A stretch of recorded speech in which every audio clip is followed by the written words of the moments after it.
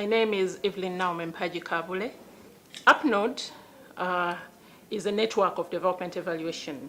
And as you are aware, the mandate of Parliamentarian revolves around 4 major functions. That is legislation. The second one is appropriation and budgeting. The third one is oversight of government programs. And the fourth is representation. But as you may be aware, all these functions or the mandate of members of parliament is actually based on evidence.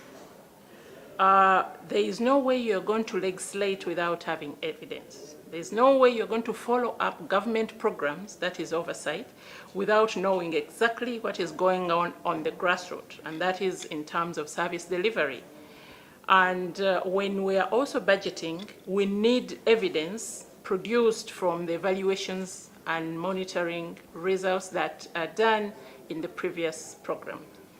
And also it goes with the representation, because the people we represent, definitely we need to get evidence from them. So all the 4 mandates of a member of parliament are effective if we use evidence-based results. And that is why we came up with this network for members of parliament to ensure that they use evidence or evaluation results in decision making, in policy making, and all the other areas of their mandate. So this network is to link parliamentarians, who are the users, to the suppliers, that is the technical team who are doing the evaluation. How demand and supply can be strengthened is for all the stakeholders to come together and understand their roles.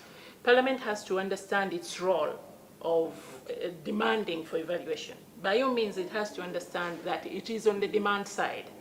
The evaluators have to understand that Parliament needs to use the evaluation results in order for them to function well. So we need to bridge the gap between the demand side and the supply side, which means the technical people, that is the suppliers, need to understand that the demand side requires to use its results.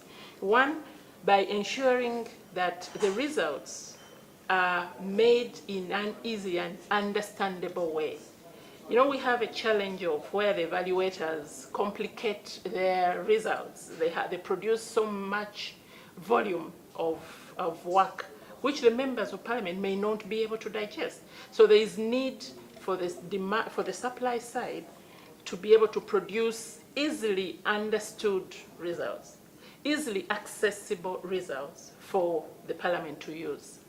And secondly, we need to create a relationship, a working relationship between the two, the supply and the demand, so that each of them can understand each other and also to help. And thirdly, we also need to create a situation or an environment where both supply and demand work together to be able to fulfill their mandate.